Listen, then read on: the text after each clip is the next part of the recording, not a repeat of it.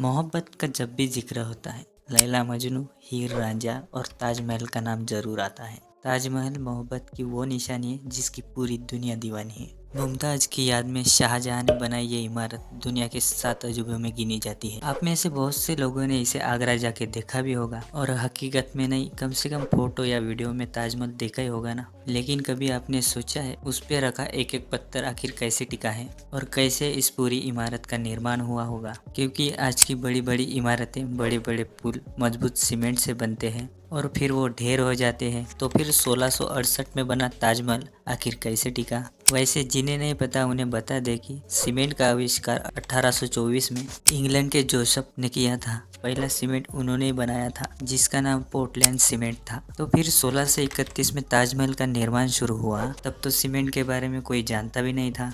तो फिर कैसे उसे बनाया गया, वो भी इतनी मजबूती के साथ कि वो आज भी खड़ा है? क्या हुआ, सोच में पड़ गए? कोई बात नहीं, हम बताते हैं ना। लेकिन वीडियो को कभी स्किप मत करना। तो चलिए शुरू करते हैं।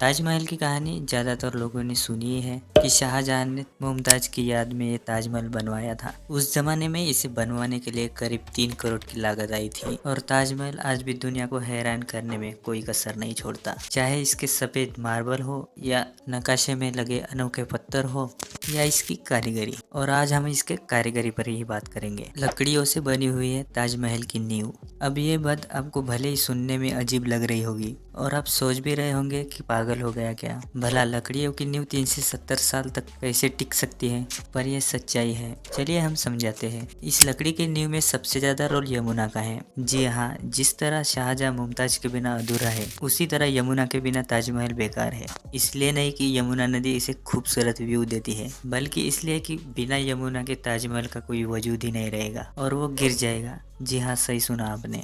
असल में सारा खेल उसी लकड़ी का है। दरअसल ये लकड़ियाँ आबनूस की पेड़ की लकड़ियाँ हैं। दरअसल ये लकड़ी पत्थर की तरह होती है। ये आम लकड़ी की तरह पानी में तैरती नहीं बल्कि डूब जाती है। इन लकड़ियों की खासियत ये होती है कि इनमें दीमक नहीं लगती और सबसे बड़ी बात, अगर इन लकड़ियों में 20 से 30% की हर समय नमी बनी रहे तो ये लकड़ी कभी खराब नहीं हो सकती। ताजमहल के केस में भी यही है। नींव में होने के कारण इन लकड़ियों को यमुना के पानी से नमी मिलती रहती है और यही कारण है कि लकड़ियां पत्थर जैसी मजबूती से जमी हुई है। और इसीलिए ताजमहल अभी तक टिका हुआ है क्योंकि उसके किनारे यमुना नदी है। लेकिन यमुना जिस तरह से सूख रही है उसने आर्कियोलॉजिस्ट की चिंता बढ़ा दी है। उनका मानना है कि जिस दिन यमुना का पानी ज़्यादा कम हो जाएगा उस दिन नमी का स्तर 20% से कम हो जाएगा और ताजमहल गिर जाएगा। तो अब आप समझ ही गए होंगे कि नींव में पत्थर ही नहीं है तो सीमेंट कैसे लगाए। तो सीमेंट की ज़रूरत ही नहीं है और ज़रूरी बात यह है कि नींव के ऊपर सारा पत्थर ही है, तो फिर उसका क्या। तो चलिए, नींव के बारे में हमने आपको बताया तो उसके बारे में ज़रूर बताएंगे। जब बात हो रही है सीमेंट के बिना इतना मजबूत ताजमहल कैसे बना, तो पहले थोड़ा सीमेंट का इतिहास जान लेते हैं। सीमेंट को सबसे पहले इंग्लैंड के जोसेफ अस्पिन ने बनवाया था, जिन्होंने सबसे पहले 1824 में एक पोर्टलैंड सीमेंट नाम का पेटेंट लिया था और सन 1811 में सीमेंट बनवाने के लिए एक्सपेरिमेंट में लग गए।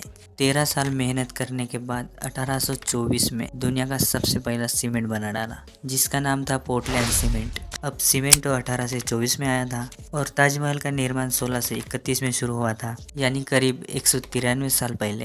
तो फिर कैसे चिपकाए थे संगमरमर के पत्थर? आजकल तो मार्बल चिपकाने के लिए कई तरीके मौजूद हैं जिनके जरिए संगमरमर के पत्थरों को चिपकाया जाता है। हालांकि उस वक्त पत्थरों को चिपकाने के लिए एक खास तरह का मटेरियल तैयार किया गया था और ऐसा नहीं है कि ताजमहल में सिर्फ संगमरमर का पत्थर ही इस्तेमाल किया गया है। उसके कंस्ट्रक्शन में बहुत सारे प्रकार के स्टोन, अबीक, येमेनाइट, फिरोजा, मूंगा, सुलेमानी इत्यादि स्टोन का इस्तेमाल हुआ था। एक आर्टिकल के मुताबिक एक अलग सा चिपकने वाला पदार्थ बनाया गया था जिसका नाम सूरज था। यह पदार्थ चिकनी मिट्टी से बनाया गया था। इसके अलावा इसमें गुड़, दालें, चीनी, गोंद आदि कुछ मिलाया गया था। इसके साथ ही ताजमहल का निर्माण हुआ और इसकी मदद से इतनी अच्छी पकड़ हो गई कि आज भी ताजमहल जैसे कि तैसा ही खड़ा है।